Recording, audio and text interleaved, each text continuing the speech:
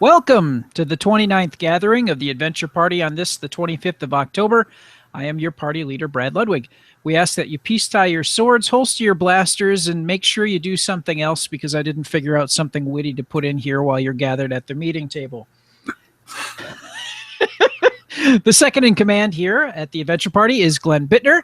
He is a movie reviewer on the YouTube show, The B-Movie Bunker, and the creator of the game, the RPG game, to be more specific, called Mistrunner. How are you, sir? Exhausted. I didn't get home from Madison until 4:30 in the morning. Ooh. And that was for what event, sir? Madtown Horror. Madison Horror Film Festival. So you got to see a whole lot of horror. Yes, I did. On the whole, was it very good horror or meh? The shorts were very good. The features, none of them were like awful. A couple of them were in need of some editing.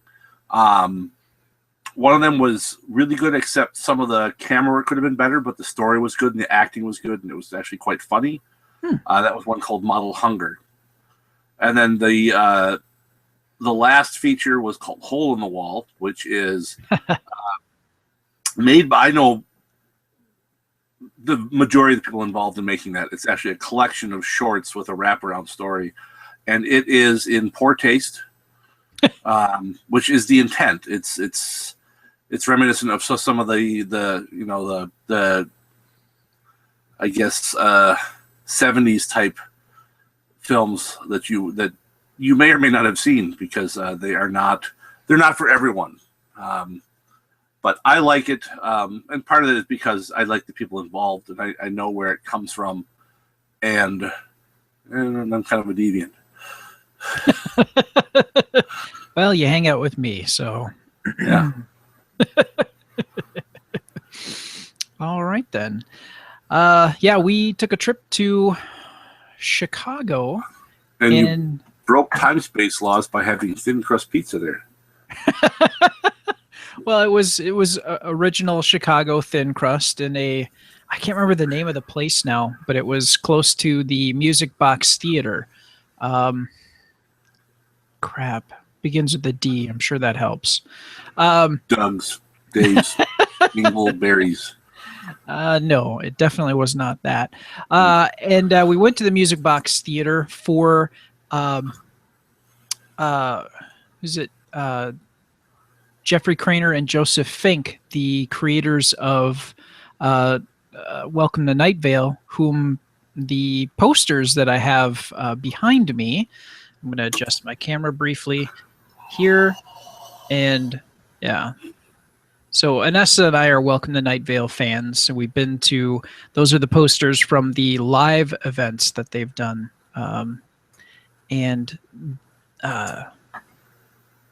There we go. Jeffrey Craner and Joseph Fink wrote a book of Welcome to Night Vale, which kind of talks about, the podcast is kind of from one perspective, but the book is from the perspective of other people from Night Vale to kind of give you a broader look at the city of Night Vale, from which these stories come from. So we took a little trip, went to see them, and putzed around Chicago for a while, and then we rode the L again. The L is a wonderful experience, especially if you're from the middle of Wisconsin. I enjoy taking the L. I'm sure there are probably other people that don't, but it was a good time. So, all right, enough of what we've done. Let's talk about games and gaming. We normally do a roundtable discussion, and we do a gaming review and gaming news, and then we kind of jump right into our discussion, and that's what we're going to do again. So we're going to start with Glenn's review of a game called The Grizzled. Tell us about that. The Grizzled. This is the story about a family that takes a trip out. Oh, that's the Griswold. Never mind. The Griswold. The Grizzled. This is 2015, published by Cool Mini or Not. It is for 2 to 5 players. Takes about 30 minutes. What it is a cooperative game about survival in the trenches during the First World War. This is not, you don't see many games with a World War I theme. It isn't, it doesn't lend well to anything with happiness, generally speaking. And it doesn't, it usually isn't surrounded with like the quote unquote heroism that like World War II is. I mean, even though I'm sure there's plenty of people who were heroes during World War I, it isn't one that is covered much in modern history, especially to the degree that World War II is. So finding a game that is based on World War I that is not a push little cardboard chits around a board and plan out your supply and ammunition and all that stuff that takes 15 hours to play one round, this is a pretty quick play little cooperative game. The way it's played is each of you, you're all part of a team, and you have to go on different missions. Now, going on a mission is simply as difficult as in your mission leader, who is the first player for the turn, decides how hard the mission will be. What that means is how many cards each player is going to draw from the draw deck. Generally, every time you start the game, you start with 3, so each player gets 3 cards. Now, to do a mission, you can play cards from your hand to basically no man's land, which is the center of the table. And cards have different threats on them. There'll be things like gas masks, mortar shells. There'll be different weather conditions, so there could be, rain or nighttime stuff like that. But there's also cards called you get negative personality traits like hard knocks. So you could be frightened, or you have different things that give you different disadvantages in a mission. A mission is successful if all the players play, at some point withdraw from the mission, because that's one of the actions you can do. You can pull yourself out of the mission when you can't really do anything else useful. You will win the mission if you do that before you fail. And the way you fail is that if you have anytime 3 of the same threat. So if you get 3 mortar shells or 3 nighttime cards out in no man's land, you lose the battle. You lose the mission. You don't want that to happen.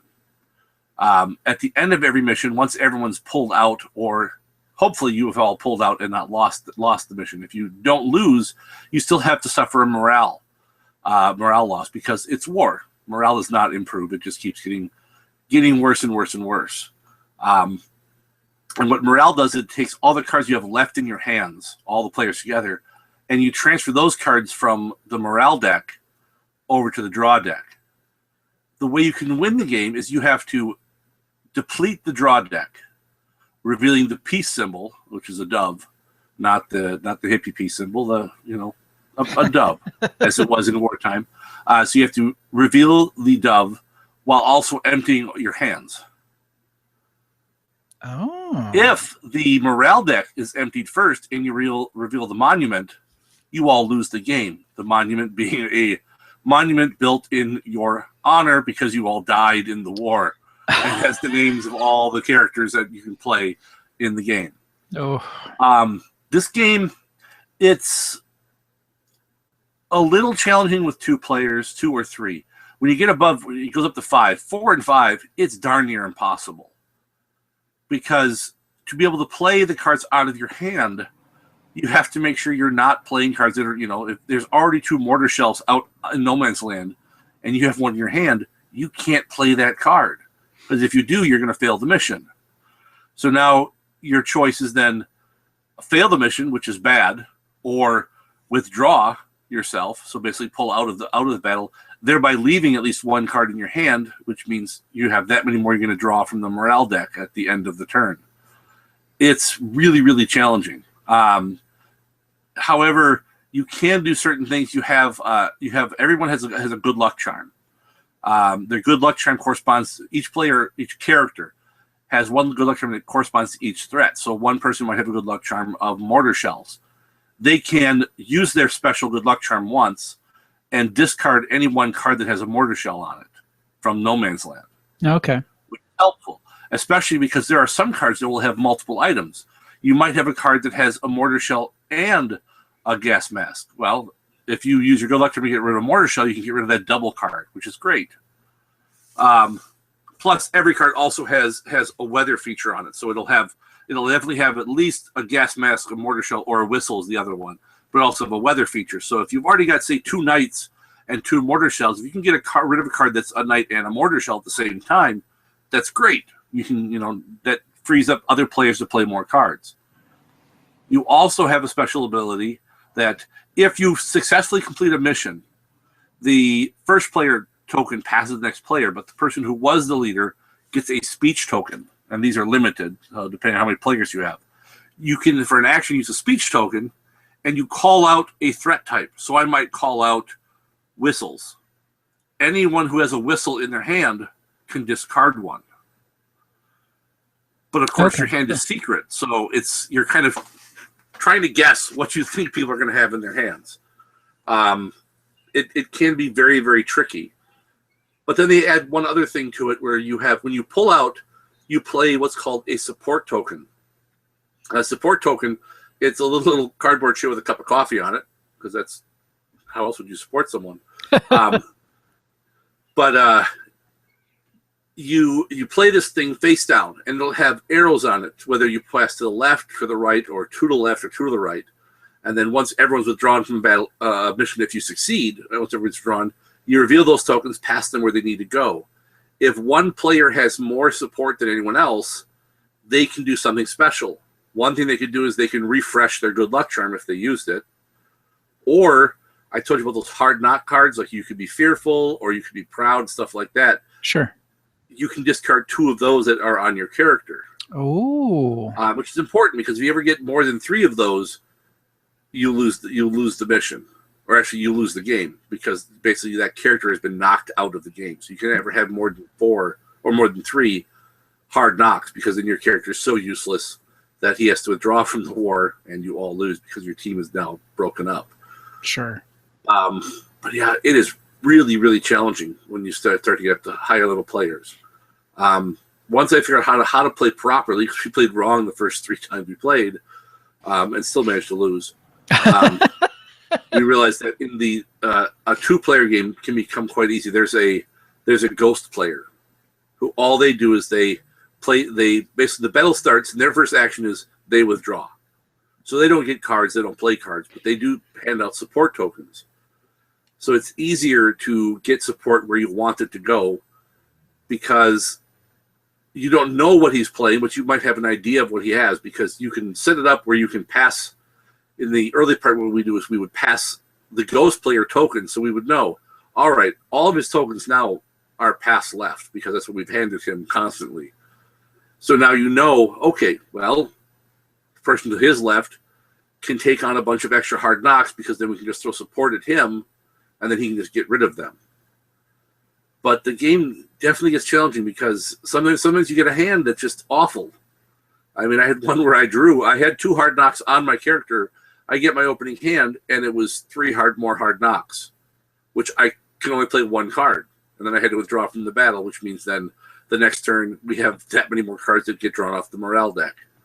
So the deck can really, really screw you in this one. Okay. Because if you get a bad hand, I mean, there are times you'll get a hand at the start of the round, you can't play anything. Because it's like, oh, I've got nothing but hard knocks, and that's terrible. And then to make matters worse, some of the threat cards have traps on them. And if you play that card, you then have to also play the top card from the draw deck. So now you're adding a card that is random. You don't know what it is. If it's a threat, it goes into the no man's land. If it's a hard knock, it goes right onto your character. So yeah, this is definitely is a challenging one, but I like it a lot, and the artwork is just really, really nice. Huh? And who's the company that's released the game? Cool Mini or not? Okay. And the creators are Fabian Arifat and Juan Rod. I always say Wad. It's Rodriguez. There you go. And what games would we know Cool Mini or not, or Fabian or Juan? Cool Mini, I mean, Zombicide is theirs. I think this is Fabian's first game, and Juan has done some other stuff, but most stuff, it's not what your casual gamer's going to know. Okay. I mean, unless you've heard of Bombay Bazaar or Auf der Flucht vor Tyrannosaurus. Oh, that one, yeah. Or Pulsar Unur. I think that must be French, which I'm sure I pronounced really wrong. So, but yeah, cool mini. I mean, Zombicide's their big one, but they've done plenty of other games. Arcadia Quest is theirs. They do some minis games like Wrath of Kings and Dark Age, but I mean their page on for the number of games they've done is gigantic. Chaos Ball, which is kind of like a new version of Blood Bowl. Okay. Oh, I haven't played that game in forever. Rivet Wars, which is a rethinking of World War I with kind of a steampunky kind of edge to it. So yeah, they do a lot of cool stuff. Pardon me. I'm looking for Zombie. Xenoshift they do, which I reviewed earlier. Yeah, I was going to say that name sounds very, very familiar. Yeah, Xenoshift was theirs as well. Okay. Well, cool. And how much does this approximately retail for? The Grizzled generally goes, I think the retail price is about 20 or 22.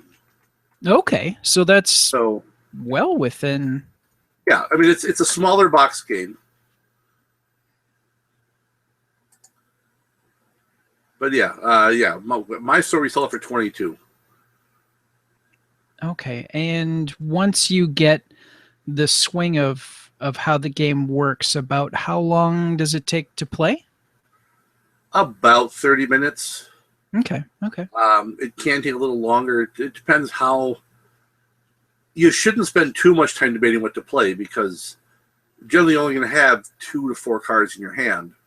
And some things will be obvious. I mean, if there's 2 mortar shells in play, well, any mortar shells in your hand you can't play, so you don't have to worry about those. But then again, some people can get that analysis paralysis pretty easily, and will just sit there and stare at their cards. It's like, you got to play something, man. You got to play something. Play something or withdraw. Just do something. Yep. Okay. All right. So, The Grizzled. That sounds like a good, quick game that you can play as maybe a pickup. And well, yeah, it sounds like it's difficult, but yes. But it looks like it's entertaining. Looks like it has a bit of replay value to it too. So absolutely. Okay. All right. Well, next we're going to move on to the news, and this is kind of exciting. Being a Doctor Who fan, this caught my eye. Gale Force 9 to release multiple Doctor Who games starting in 2016. This is from Board Game Geek News. Gale Force 9 has a reputation for strong game designs built to take advantage of an existing media property, as with its games based on Spartacus, Sons of Anarchy, and Firefly. Now GF9 has announced a partnership with BBC Worldwide North America that will allow it to release a series of board games based on Doctor Who, starting with Doctor Who Time of the Daleks in the first half of 2016. And details on the gameplay are sketchy right now. The quote that they have from the press release is, "Exterminate." They muttered about their sacred hatred, the oncoming storm. Their creator had a plan to make the Daleks great again, a plan to turn all their defeats into victories, a plan to remove the one variable that has always interfered with the master plan. The Doctor must be erased from time itself. Ever wanted to be the Doctor, travel in time and space, meet companions, and have adventures? In Doctor Who Time of the Daleks, you will do just that. with every player picking a doctor and trying to thwart the Daleks' master plan of erasing the Doctor from history. Do you have what it takes to fill a Time Lord's shoes? Join us on an adventure in space and time with a game that is bigger on the inside. So, a series of games, so not just this one. What do you think? Could be interesting, provided that it is done right and is not just done as a quick cash grab based on the Doctor Who name. I have some faith in Guild Force 9 because they have handled proprietary stuff quite well so far, because they did Firefly, and Spartacus, and Sons of Anarchy, which are all really well done games. Okay, good. As well as they do the spell cards for the new D&D. Oh. Yeah. Okay. So there is a very, very good chance that this is going to be a well-done game. Yes. Because they have a good track record so far. Holy crap. Looking at Firefly, they have 1, 2, 3, 4. Lot. Holy. A whole bunch of expansions for it, too. So they don't just make a game and let it sit. They actually keep trying to make that game as fresh and interesting as possible by adding expansions to it. That is good news. And boy, do you need a big table to play it. I'm talking the old Annie and Pat's house table. Oh, they had in their front room by the chalkboard. Oh, that one. I was thinking of his parents' house. Yeah. No. Okay. Yeah. No. Yeah, that is pretty freaking huge. Yes, it is. And even more space if you play the expansions, because like Kalidasa and Blue Sun add extra game boards.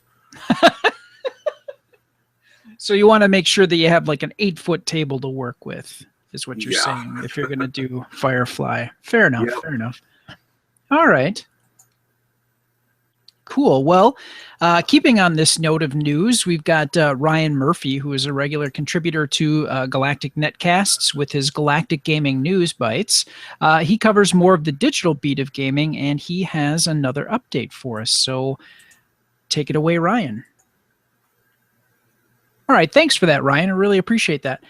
Kickstarter Spotlight. Last week we talked about Friday the 13th, which, while not really a role-playing game, it was just so fascinating.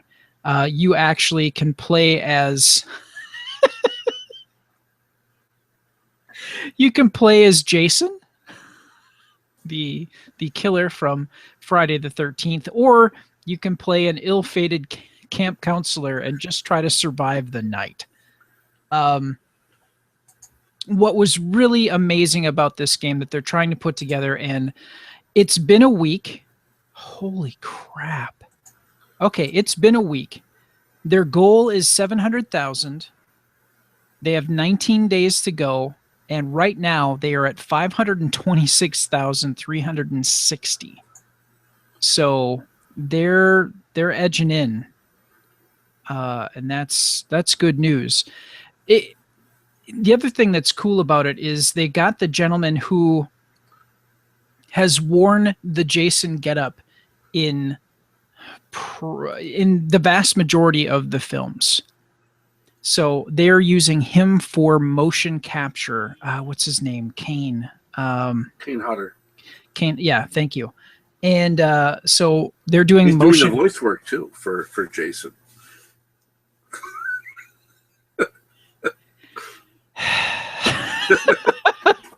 Well played, sir. Well played. So they're using Unreal 4, which, if you've seen anything, I think I might have mentioned this last week, but somebody did a port of what was it? Mario games and like ported Mario and some of the stuff from the game and put it into like the Unreal 4 engine, and it looked absolutely beautiful. Unreal 4 is like one of the best engines right now that is available for games of this nature. So and I think for this one it was what, 20, shoot, I want to say it was like $25 got you in. Yes, $25 gets you the digital download key for either PC, Xbox One, or PS4. Because Unreal 4 takes some serious juice to run, so it's got to be on a PC or one of the newer gen consoles to do that. So $25. Oh, I'm sorry. That one, that level's all gone. $30 gets you in. And it's going to take a year. The estimated delivery date is October of 2016 if this is funded. And based on the trajectory that they've been running at here, I think they're going to do it. I have a strong feeling about that. So so that concludes last week's Kickstarter, but you, sir, have a new Kickstarter for us that we should keep an eye on. And what is the name of that one? Well, this one is for all those people who are running D&D 5th edition, and your players are already going, oh, the gibbering mouther again. Why don't you come up with some different monsters instead of the, I don't know, like 200 or whatever in the actual current monster manual, because you never have enough monsters. Never. So Kobold Press is doing the Tome of Beasts, which gives you 300 plus new monsters for 5th edition. I, for one, have always been fascinated by reading just about the monsters. As a dungeon master, I rarely use that many different monsters. But I still enjoy reading about them all. And you never know when you find one that just might be interesting to use, especially if you're running with a group of players who think they know too much. Sure, yep. When you can throw a monster at them and they have no idea that, oh, well, their weakness is, toe jam. That's great when I can do that to a player and I can throw them off, because now they don't instantly just go, oh, yeah, we're going to be fighting these guys. I'm going to pack 2 extra things of oil because I know that they burn really easily. No, I got some new stuff for you. And Kobold Press has done just tons of stuff in the past in relation to the D&D game. So I believe this is in very, very good hands. But it's not just Tome of Beasts. They have an add-on you can get as well called the Tome of, I think it's the Tome of Layers. Oh, sorry, no, that was just a book. It's the Book of Layers, yep. Book, so, which is different from a tome somehow. It's not as beefy or mystical. I guess. That will be available once the tome is funded, which, seeing as they were looking for $20,000, and they have 9 days to go, and they are currently at $115,000, I would say that this has been funded. Yeah, well over 500% at this point. Yes. Now, if you just want to pledge a little bit, you can pledge $12. You can get a digital map pack, which is kind of cool. But I mean, for $20, you can get the Book of Layers in PDF form with all the digital maps. Go 27, you can get the Fantasy Grounds Book of Layers. Fantasy Grounds being virtual tabletop stuff. Wait. Sorry, 25 was the Book of Layers, not the Book of... See, they call it a monster book when it's actually a tome. They call it tome and they call it a book. They're confusing me. But it's for $29, you can get the Tome of Beasts PDF. Okay. And then you can add on the layers thing. I believe it is a $12 add-on if you get the tome. Yes. They have all these different add-ons you can add on, things you can add on. So they got the map packs. They got Book of Layers. They've got the $40 for everything digital. All the monsters, all the layers, all the maps. And they've got a bunch of stretch goals that they've already unlocked.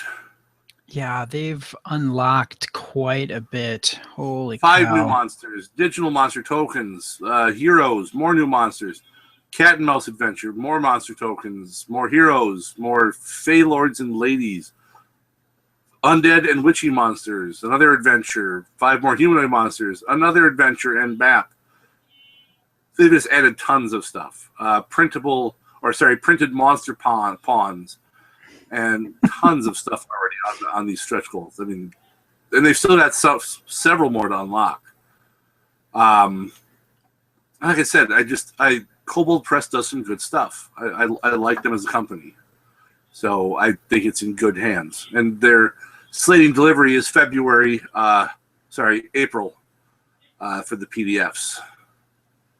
And looks like the books will probably be, they say the same time, so I'd expect the books just shortly after, because those got to go through regular mail. Yeah, yep. But yeah, it's for those who want more stuff, because that is the one valid criticism of 5th edition, is that there's not a lot of stuff out there for it yet, because Wizards is being very slow in their release. And a lot of that is intentional, because they don't want to just... Part of the problem they had in previous editions is that they were too loose with the licensing, and you got tons of product, but there was no control over it. So you got a lot of product, which meant you also had a lot of bad product, because anyone could release anything and say, "Hey, this is compatible with D&D," and it was terrible. So they're being stricter on who can do stuff now, and so far it's been paying off. And like I said, they're doing some work with Kobold Press. They've done that a little bit with Gale Force 9 with the spell cards. So, but this is good because it's going to give you more monsters. If you go to the whole package, it's going to give you, the layers and some adventure stuff and a bunch of maps. So for those who want all that stuff, this is a great package to get in on. Yeah, absolutely beautiful. And for only $1,750. You can give them a monster concept or just a name, and they'll get their designers, artists, and developers to add it as part of the tome. And they have 2 of them, and 2 are left at this time. Nobody seems to be ponying up for a sort of form of immortality in this by creating a monster. I would have paid the money. Yeah, that would be cool. There's a lot of things I would do if I had the money. Fair enough. Money would corrupt the hell out of me.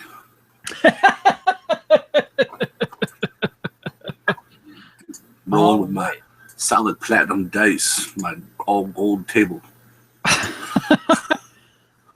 Sounds highly impractical and very heavy. I don't think you'd find movers that would want to move that for you. You enough money, didn't take care of it.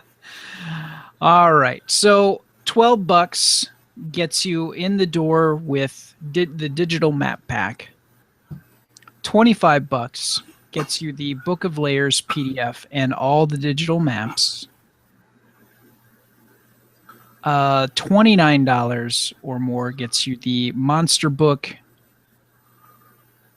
Oh wow!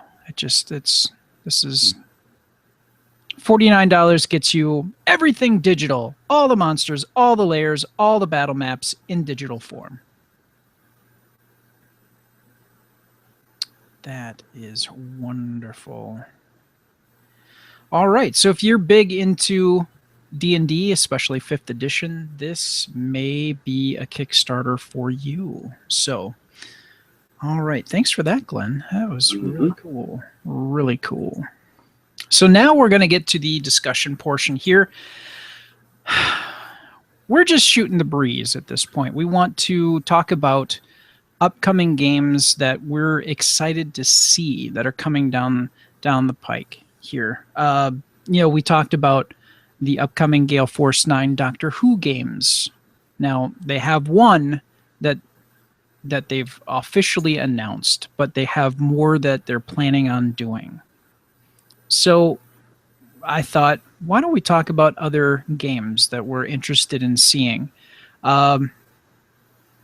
be it, we're opening this up to everything though. Computer, console, board, card, tabletop games, whatever it is that we've been really kind of pumped to get our hands on and play the heck out of. So, I'm going to start with Fallout 4. I played Fallout 3. I had Fallout Vegas for a short period of time, and I had a digital download of it, and somehow it got corrupted, so I wasn't able to play that. But Fallout 4 is an RPG. You have the ability to, with all the Fallout games, you have the ability to get a character and then tweak it. You'd be able to increase stats in whatever you thought was important or whatever direction or type of character you wanted to play.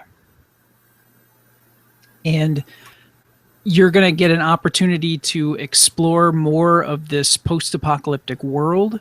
You're going to be able to see, I think it's Boston or Philadelphia. I forgot now. Dang it. But that's where once your character goes outside of his vault that he's in, you get to see like a post-apocalyptic city that's living and breathing and rebuilding in this world. But, again, you get to it. And I believe that they recorded like an ungodly amount of dialogue for this game. Like 100,000 lines of dialogue have been recorded for it. So you're going to be able to interact with a lot of different characters in this game. So they're trying to make it as lush and as replayable as possible. So, Fallout 4. Have you given it any thought as to whether or not you'd want to play it? It's on pre-order, man. Has been for months. Nice. I am a Fallout whore. I love the Fallout series. And a big part of that comes from my initial love of the game Wasteland. Yeah. And along with the Road Warrior. So if there's something Fallout being made, you've got your I'm my little Fallout boy there. And I do live in Emily Falls, where the drummer from the band Fallout Boy is from. So it's required now. I think it's part of the school curriculum because we love our pop culture as well.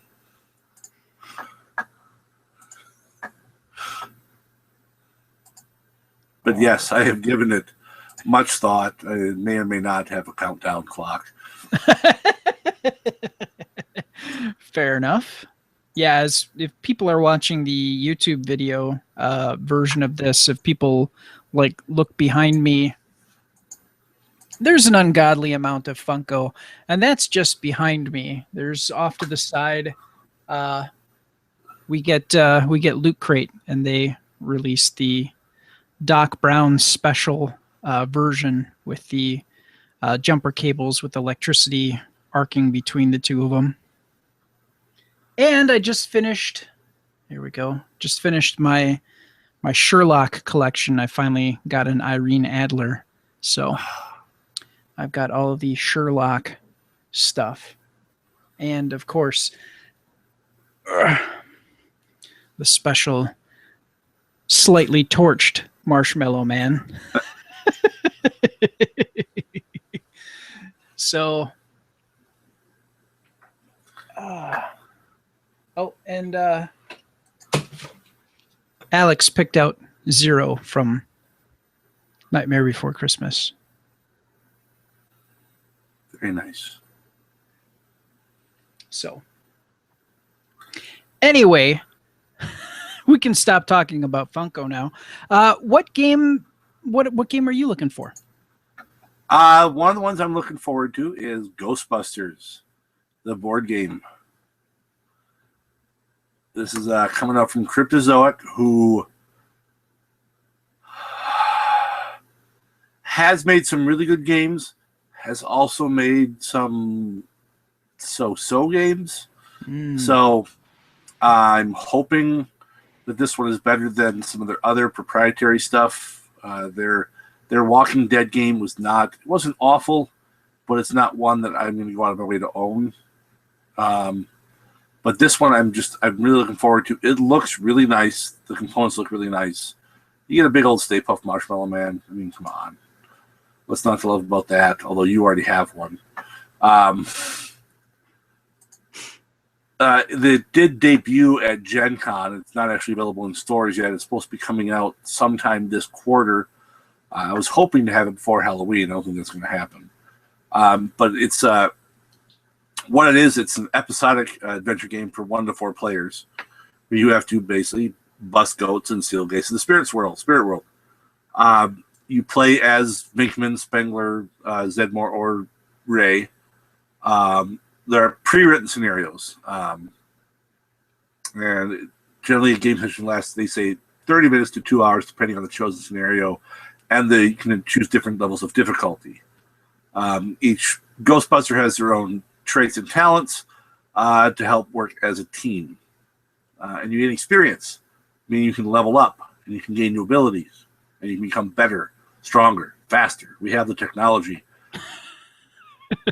So you get 40 plastic minis, 4 Ghostbusters. You get Slimer, Stay Puft Marshmallow Man, Galloping Ghouls, Gruesome Twosomes, Boogaloo.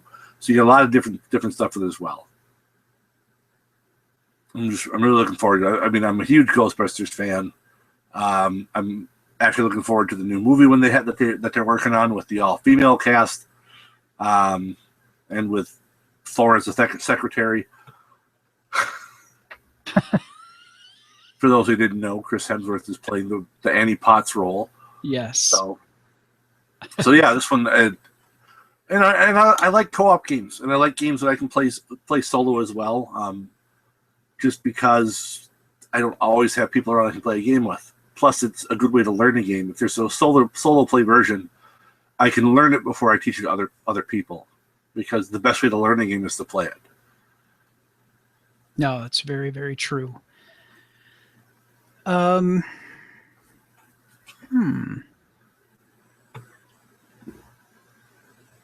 was looking to get some details about.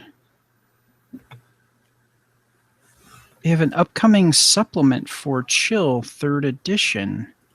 Ooh. And shoot, they were kickstarting it. Let me.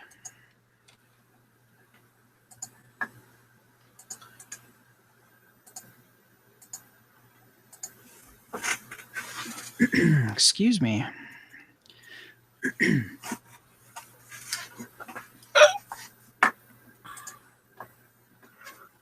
And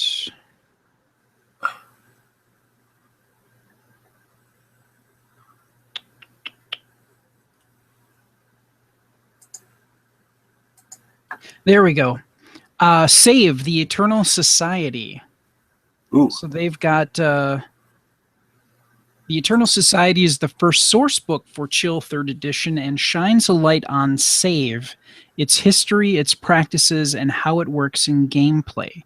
The Eternal Society will be a 152-page full-color softcover book that will include artifacts and first-hand accounts, details on the destruction of the Save archives in 1989.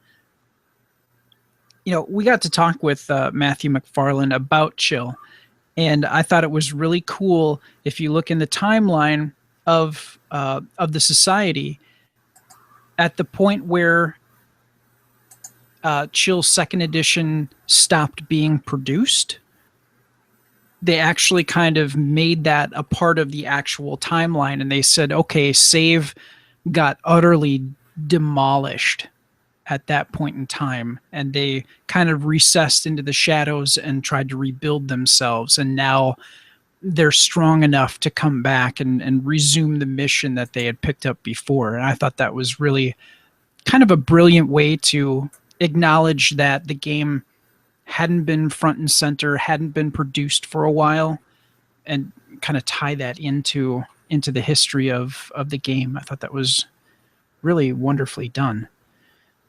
Information on the infiltration in 2000. In-depth exploration on how various types of SAVE headquarters operate. Gosh, it's just so many wonderful things that they have going on here, and this is kind of turning into a Kickstarter spotlight, but they're funding it right now. They're a little over halfway there, and I really want to add this to my collection here because I really want to get some people together and play this. So have dice will travel. Yeah, exactly. Yeah, $25 gets you the soft cover and the PDF. So nice. I already had it set to remind me later. All right. It seems I had forgotten. Thank God I had that checked. All right. Technically, it's not a game, but it's a supplement to the game, which it counts. I think that counts. So, and I wanted people to know that, because I want to have Matthew come on again when this comes out, and talk about that again, and a little bit more about Chill, because to me, this isn't meant as a dig on Chill in any way, shape, or form, but that genre, like, Call of Cthulhu from Chaosium. And here's my son. Hi, Alex. Oh, yeah, I'm doing a show. You're right. He just turned my head back towards the microphone. So, yeah, I'm pretty excited about that. Want to get Matthew on and talk more about Chill. What I was saying before, that whole genre, horror is just such a fun thing to play. I keep going back to Todd Roll. Go ahead, bud. Todd Roll running Call of Cthulhu was probably one of the scariest gaming experiences that I had, being the armless guy tied to a chair, and the last living person in our three-person group to try to save the world. And I ended up having to jump through this cursed stained glass in a building. It was a stained glass window in a building that I had to jump through basically to save the world. So my death ended up keeping things running, and that was just yet another fun game that Todd ran for us. So anyway, Call of Cthulhu is not Chill, but it is definitely that same horror genre, that whole vein of gaming, and I love it. I need more of it in my life. So that was my pick. What is your next pick? My next pick is Blood Rage. Blood Rage. Life is battle. Battle is glory. Glory is all. This is from Cool Mini. There we go. And Asmodee, and it's a bunch of different companies all together. But this is each player controls a clan of Viking warriors. And Ragnarok has come, and it's the end of the world. It is your last chance to go down in a blaze of glory and secure your place in Valhalla at Odin's side. So you can pillage land in big villages, crush your opponents in epic battles, fulfill quests, increase the stats of your clans, or die gloriously in the battle, or from Ragnarok itself, the ultimate inescapable doom. I saw brief flashes of this at Gen Con, and it's Viking, and I love everything Viking when done properly. Vikings are often done wrong, which is anything that has them with horns in their helmets. They never had that. So the entire state of Minnesota, your football team is wrong. And that's How does not that just- feel? That's just Taking not it- me speaking as a Packer fan. That's me speaking as a amateur history buff and mythology lover and all that type of stuff.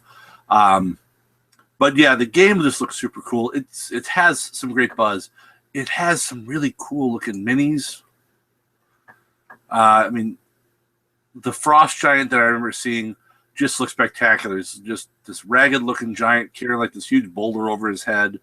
I think there's trolls. There's obviously a bunch of different Viking warriors from the different clans that you can be. It just looks super cool.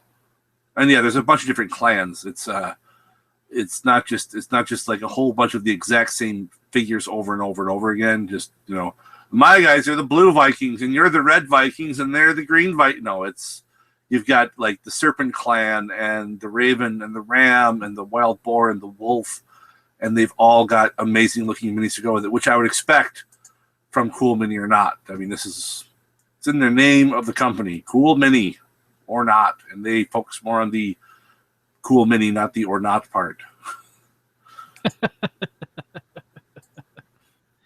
But yeah, I'm really looking forward to it.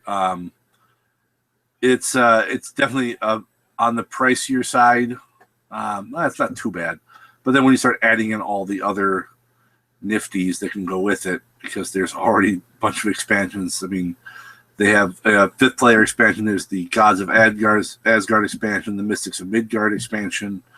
I'm sure that there'll be more minis that they're going to have available. So I don't have any money anymore because it's all going to games.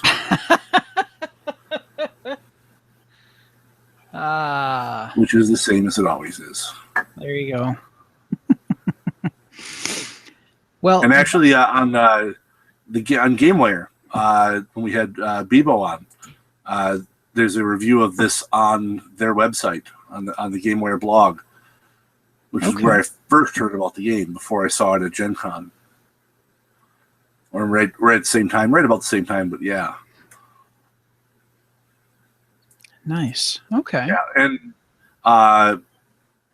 the designer I like a lot too, Eric Lang, who's done he did Arcadia Quest, which is a kind of anime-ish miniatures game. He did a bunch of stuff on the Call of Cthulhu card game. Man, I'm trying to think what else he's done. He's done a lot of stuff. Did a lot of stuff for the Call of Cthulhu card game. I mean, the vast bulk of the Call of Cthulhu card game was him. He's worked on, I think, some of the Dice Masters stuff. Oh, Game of Thrones card game. So a lot of stuff for Fantasy Flight. So, I mean, he's a very prolific person working in game design. Okay. Very cool. My third and final pick here is, and sure, now it just, there we go. It's called Arkham Investigator. For those of you who are H.P. Lovecraft fans, yes, this is that Arkham. It's a very interesting game. I want to share some of the artwork from this because it's really, really gorgeous. So you have, and it's, you know, it's not completed yet. It's going to be released in 2016.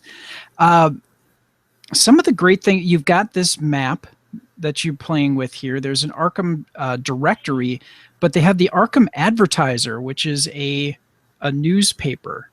So as you play these different scenarios, you get, I'm going to pull up another image here. You get different scenarios, different cases or stories that you're actually playing through, which I thought was really kind of cool. Let me go through this. There are 8 cases. Case number 1, A Grain of Evil.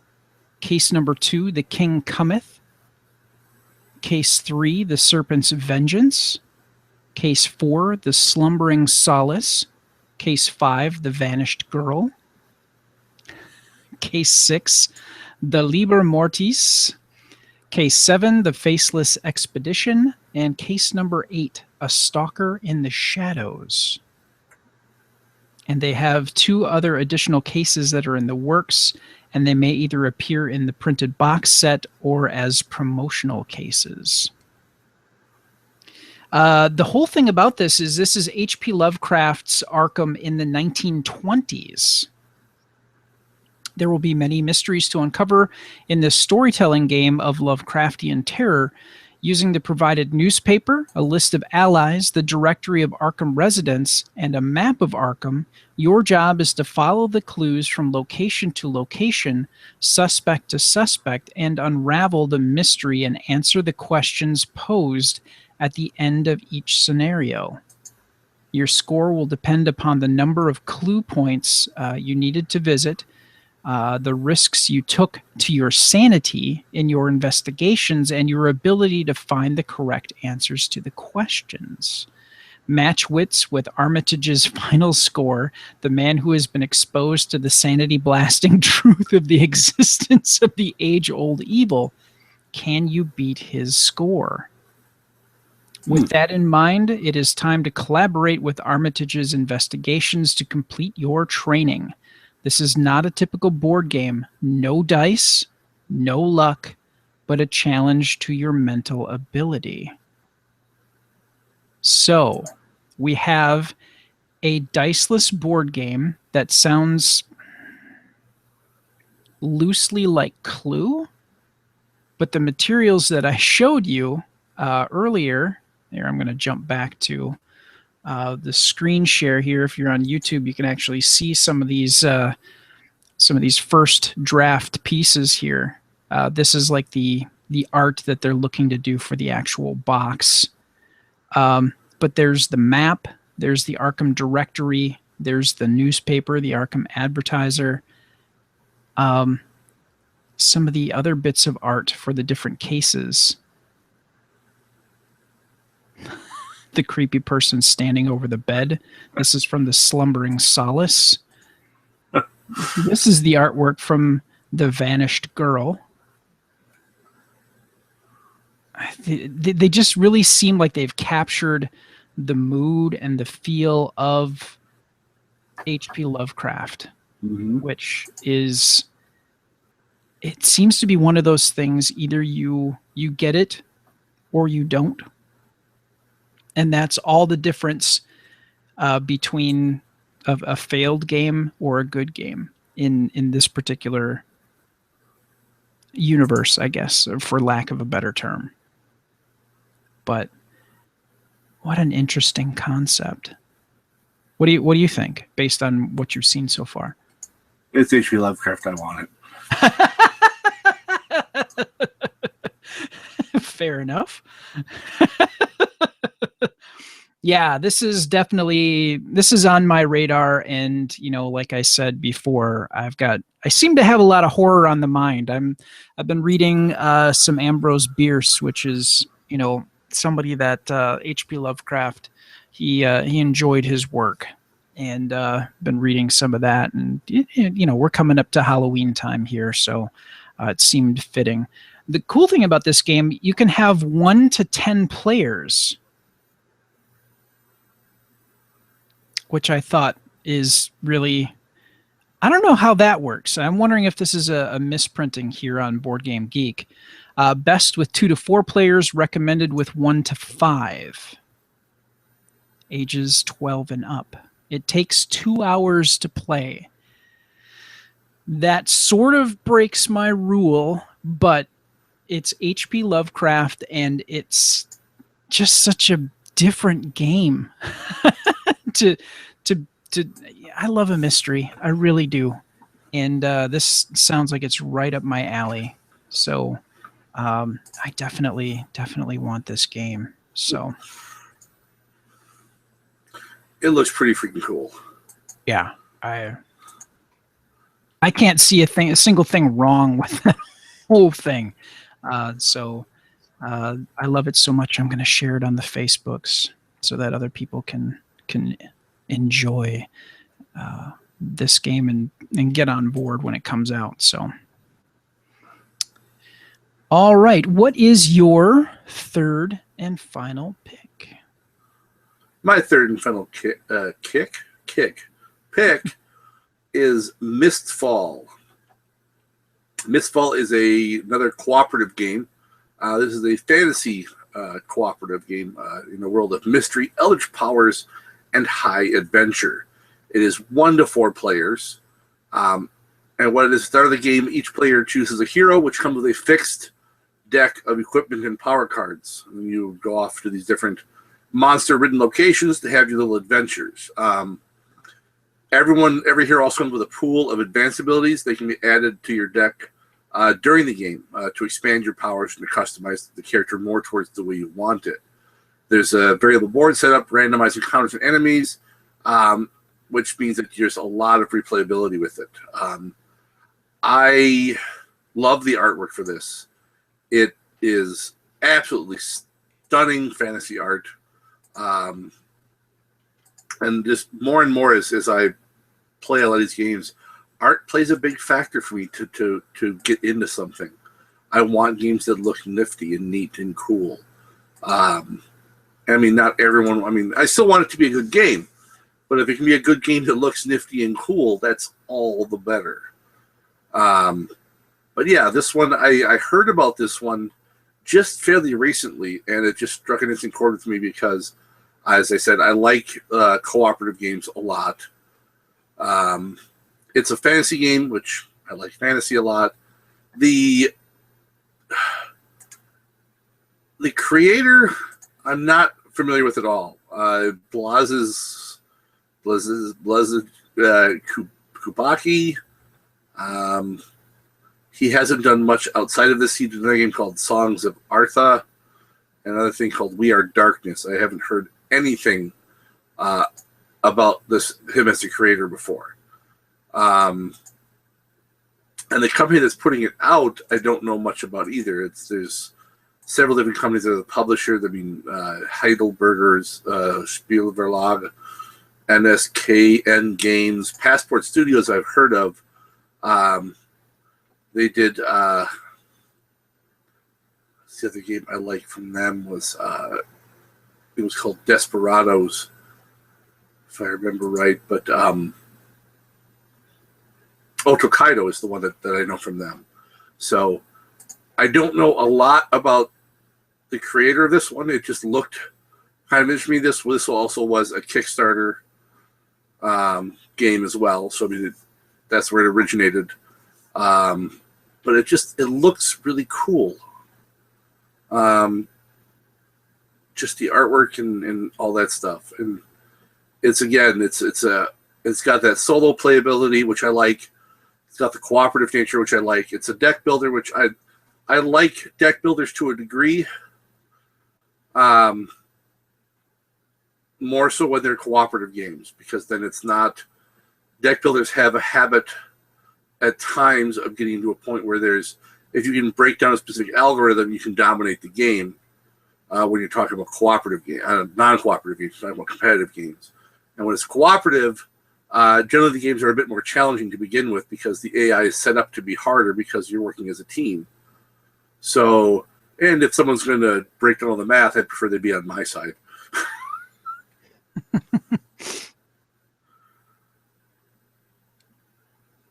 But yeah, it just looked nifty to me, and it's got mist in it, and I seem to have a predisposition to liking things that have mist in the title for some reason.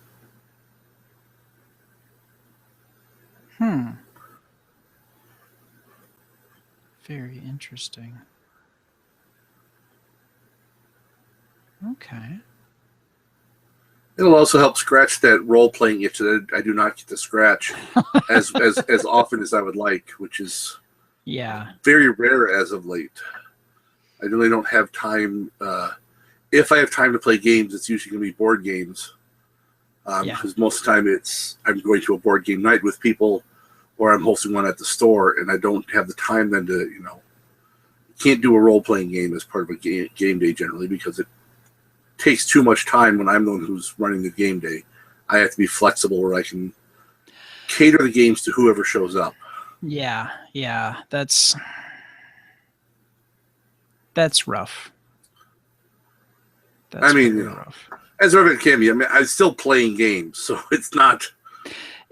Yeah, but there are some games that you really want to play, and it's one of those things where, because you're taking care of the whole show, you don't necessarily get to partake in some of the things that you really want to, and that kind of stinks. I mean, you're doing something kind of for the greater good. You're taking one for the team, but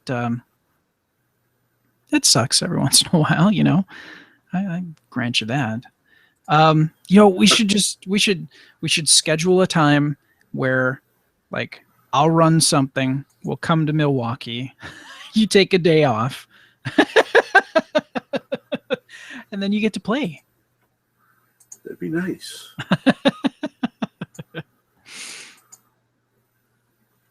All right.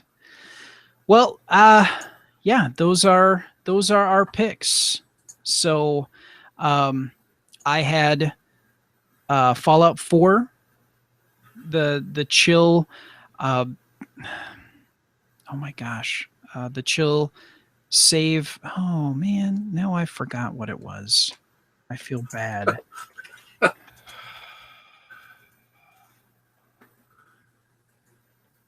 Should have written it down. Well, the Eternal Society? Yes, thank you. Yeah. Save the Eternal Society. I had the save part, but I forgot the Eternal Society portion. Mm-hmm. And Arkham Investigator. And Glenn, you had? I had Ghostbusters, the board game. I had Blood Rage. And I had Mistfall. And I would have had Fallout 4 if Brad had already picked it. And I would have also had Sixth Gun, the RPG, if it hadn't already arrived in my mailbox 2 days ago. And it would have gotten away with it if it weren't for you meddling kids. Exactly. All right. On that note, we're going to talk about Hello, My Name Is. Boy, we had a lot of activity this last time with Roland offering his artistic skills and creating a drawing based on the entries that we received. We had 3, and we chose a winner. Roland did get us the artwork, and we'll be posting. Well, I want to post it after our winner actually receives the artwork. I'm still loading in my software after my computer died, and I will be finishing up that the certificate. The Hello, My Name Is certificate for participating and sharing a little bit about a character that you enjoy playing. And that's what we're here to talk about. This is your opportunity to share a character that you enjoyed playing or you are currently playing. And all you have to do is go to galacticnetcasts.com. And if you go to the podcasts in the navigation, click on Adventure Party. On the right-hand side is a link for Hello, My Name Is. And if you go there, we have a little bit of information we ask you to fill out. Yes, I do ask for your email address, but that is so we can send you the certificate of participation. And in this case, Roland has actually mentioned that he wouldn't mind doing that again. So maybe we'll talk to him about how often he'd be interested in doing that. And maybe we make it a quarterly thing. We'll talk with Roland and get that figured out. But we did get to meet some cool characters and some people that listen to the show and do enjoy playing some RPGs. Like I said, yes, we do ask for your email address. No, I don't keep them and spam you with crap later. I work in the web industry, and people that do that should be beaten. So I feel very strongly about that. So hello, my name is. Go to this site. Go to the podcast, the Adventure Party. Go on the page. Click the link for Hello, My Name Is, and fill out the information and join us. Join us. Join us. So I just want to wrap things up here. You can find the Adventure Party, like I said before, by going to galacticnetcasts.com. And there you can find all the social media outlets, like our YouTube page, where you can see us live when we record. You can also see some of the other shows that... here's the secret. We record all of these things through YouTube, and then we get the audio. Like for me, I grab the audio from an MP3 YouTube converter, and then I cut up the show and create a more polished audio version. But what you see on YouTube is the live and uncut, uncensored version of the show, which, maybe you should wait for the audio version. Because we try to cut out some of the some of the weird stuff that might come up, or like when I forgot Save the Eternal Society, I might cut that part out so I don't look like a complete fool. But if you watch it on YouTube, you get to see it warts and all. So if you go to galacticnetcasts.com, you can check that out there. If you do listen to the audio podcast, we do have a way for you to subscribe on galacticnetcasts.com, but you can also find us on iTunes and Stitcher. And if you do that, if you go that route, you can take a moment to leave a comment and, give us for iTunes, it's a 1 to 5 star rating. Or Stitcher, it's a thumbs up, thumbs down. Just positive or negative, give us a little bit of feedback. We want to make a good show. We want to make something that's as listenable as possible. Because ultimately, we'd like to have the Adventure Party grow in member size. So any review that you do or any rating that you give us can help give us more exposure to other folks and have them discover the Adventure Party. And then we would enjoy that. You can leave us feedback by emailing galacticnetcasts@gmail.com, or you can call or text 805-328-3966. Again, 805-328-3966. You can also go to the website galacticnetcasts.com, and we have a cool thing on the left-hand side of the page. You'll see a thing that says leave us a message, and if you click that, if you have a microphone attached to your computer, you can just leave us a voice message through your computer. And then we have a WordPress plugin that takes that audio, converts it to MP3, and emails it to us. And then we can play it back and talk about it on the next show that we do. So please take a moment, give us a shout, let us know how we're doing. I want to thank Glenn for joining us once again on this fabulous journey called the Adventure Party. I don't know why I can't say that with a straight face. Hey, Glenn, where can people find out more about you, what you do with the B-Movie Bunker, and about Mistrunner? Why, thanks for asking, Brad. You can find out more about me on the Facebooks.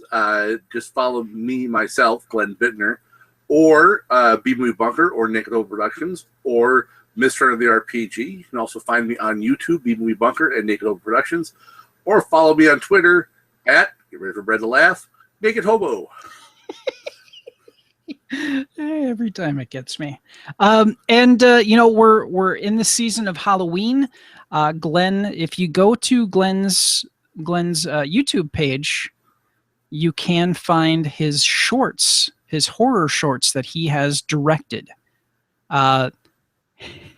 I love Handy. Absolutely love it. But you also did Hell, and what's the name of your third short? Prey. There you go.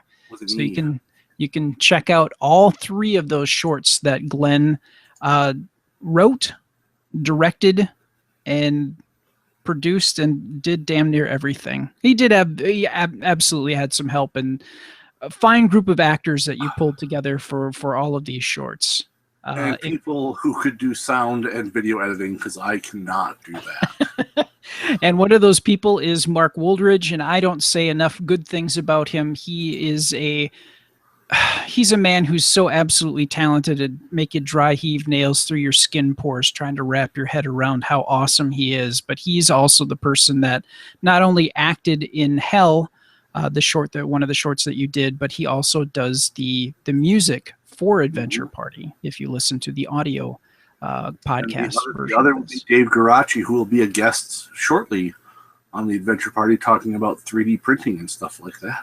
Excellent. Yes, I can't wait to talk about that. I love 3D printing. I love it so much. I wish to marry it. All right, that sounded weird. Anyways, hey, let's wrap this thing up. Thank you so much for joining the Adventure Party. May your characters never die and your adventures always be epic. Thank you and good night.